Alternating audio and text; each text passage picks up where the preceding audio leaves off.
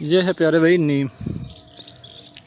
आम एक बकैन होती है, दरेक होती है, मगर ये है नीम।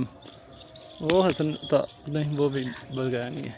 ये है नीम। तो ये आजकल तो मौसम है गंदम का, तो लोग गोलियां डालते हैं गंदम में रखते हैं, वो जहरीली होती हैं। तो ये मेरे पास है तकरीबन 5 कमान गंदम, तो उसमें मैंने इतनी डाल दूँगा तो वो पूरा साल ख़राब नहीं होगी, सुसरी नहीं लगेगी और ख़राब भी नहीं होगी। एक तो ये नेचुरल चीज़ है, कोई नुकसान नहीं है, और ये आसानी से मिल भी जाती है और कोई भी मसला नहीं। वरना गंदम की गोलियां लेने के लिए तो अच्छे खासे पापड़ बेड़ने पड़ते हैं, मगर ये आसानी से मिल जाएगी और आपकी गंदम कभी ख़राब नहीं होगी, पूरा साल पड़ी रहेगी। आप अगर टैंकी में या बडोले में या जो होती है पेटी, उसमें रखना चाहते हैं तो पहले सबसे निचले तय ये लगा दें नीम की, उसके ऊपर गंदम डाल दें।